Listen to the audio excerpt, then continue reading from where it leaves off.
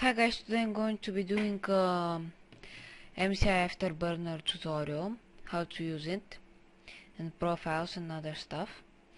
So I'm going to start with the things you need. You need MCI afterburner, which you can download from MCI, it's free, and you need GPU Z. The one I'm using is 0.5.0, it's a very old version. But yeah, you need GPU Z. I got mine from Tech Power Up. It's also free. So we're gonna start with me showing you here NVIDIA. I have a GTX 470. That's why I'm gonna overclock. So we're gonna overclock the GPU frequency, the memory, and the shaders. Also, look out for the pixel filtrate and texture filtrate because they will rise when we overclock. So now we're going to start with afterburner. First we start from the top part. When you press E, you see the active 3D process. So as you see, camcorder.exe, that is my recording program. Frame rate monitoring module, I don't know what this is actually, and it will show games and other stuff that use the cards. So then we continue down with core voltage. Now you may not have this, it depends on your video card, but the GTX 400 series do have this. So yeah, now we go down to the core clock. You raise this by 5 megahertz, then you click apply and go and test. If it blows up with artifacts, not literally blow up, that's how it's called. If it blows up artifacts, then you lower it down or raise the voltage.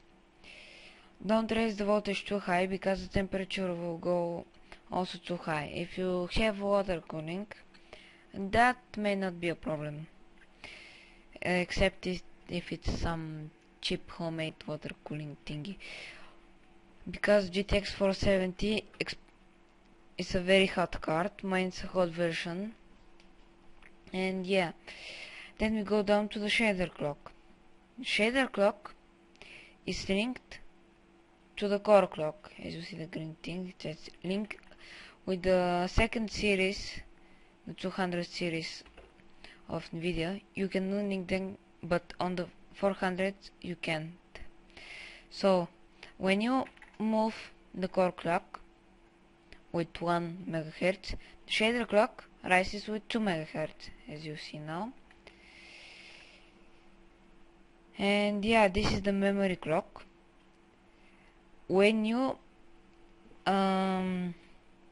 raise the memory clock, the core clock overclocking capabilities go lower, so you can't, let's say, put it on 950 if this is too high.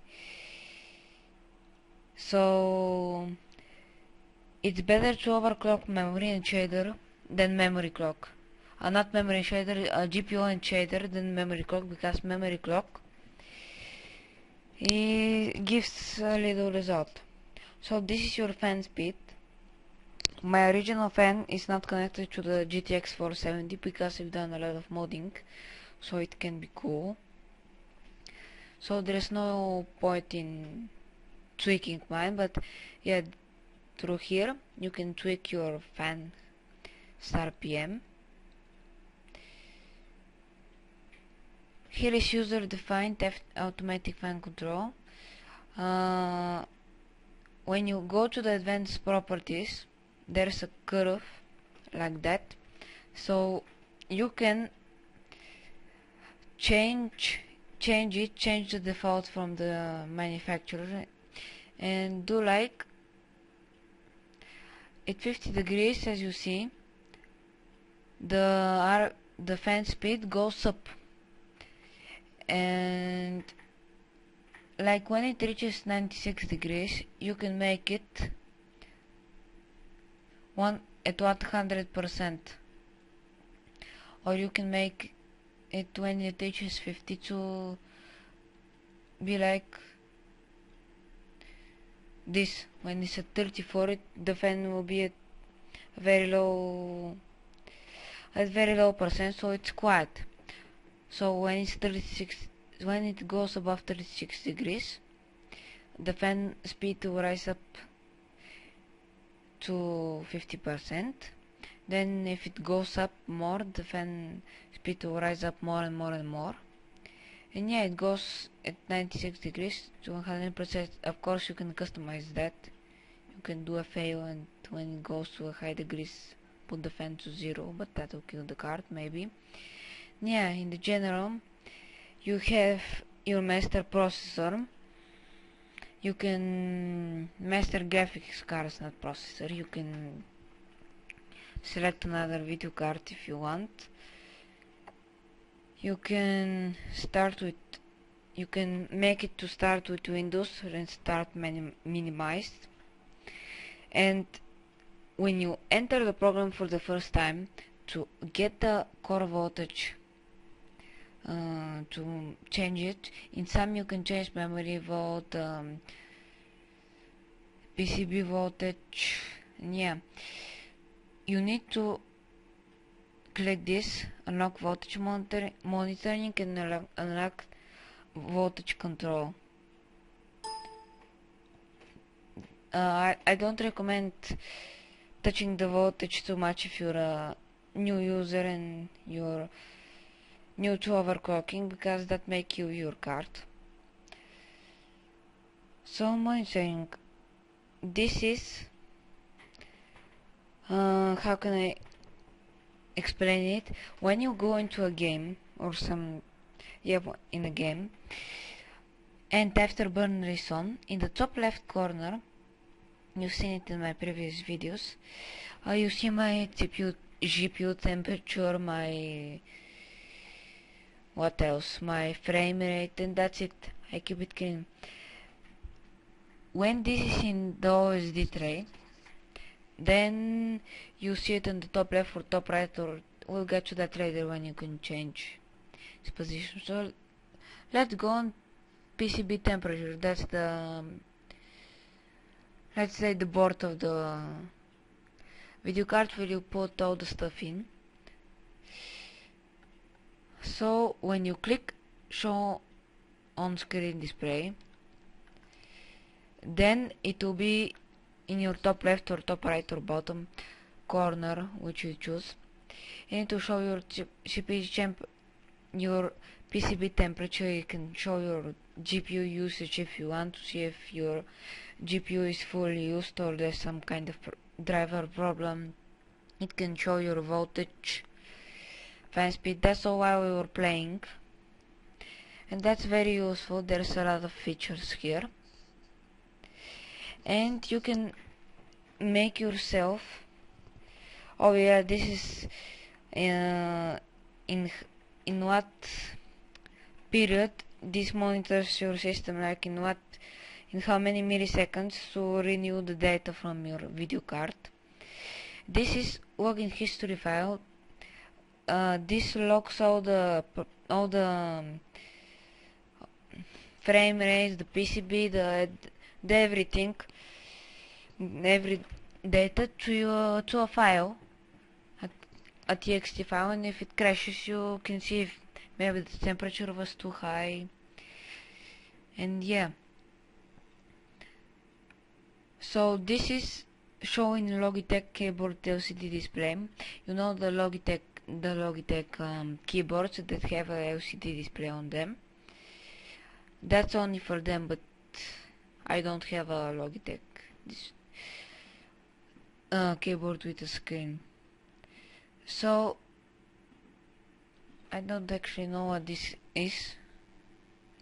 I may get back to you later on this. This may be, oh yeah, this is to hide the on-screen display and to show it again. That's very useful if you want to, I don't know. So screen capture.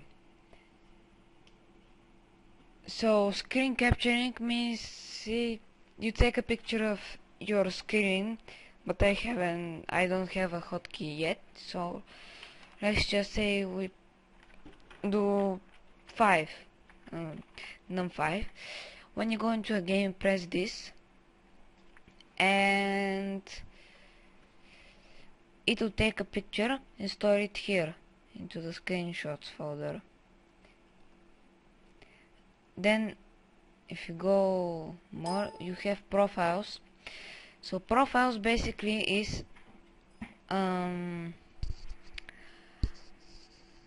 it's here, these profiles here, 1 2 3 4 5.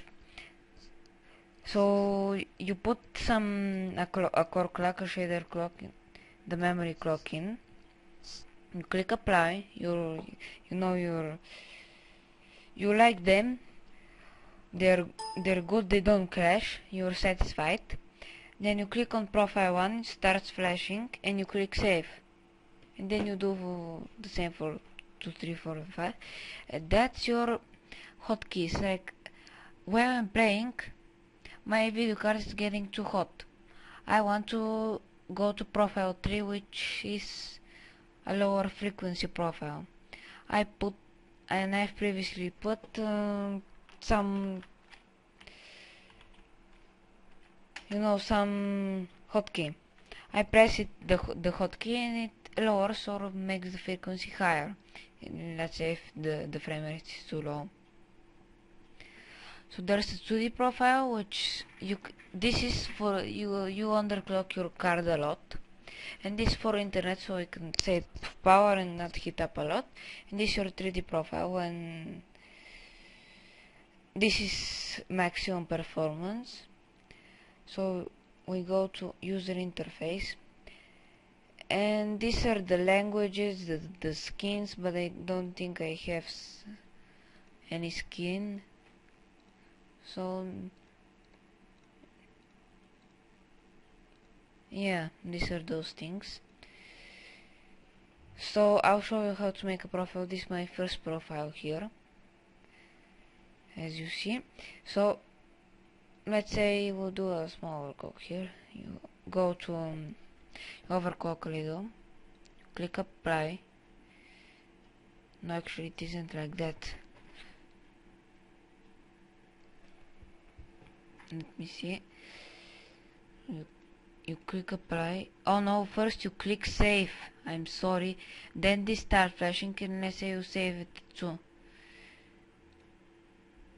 And yeah, that's basically it. You can delete the profile while right clicking on it.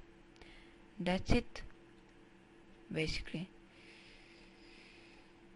So now I'm going to go in my my desktop, and there will be a little icon, MCI on screen display server. That's how it's going to be called.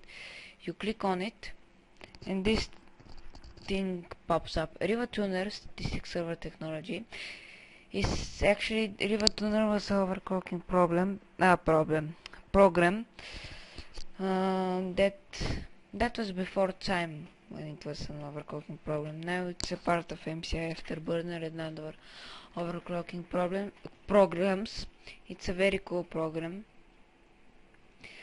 So now there are some things here which I don't know. I think this is for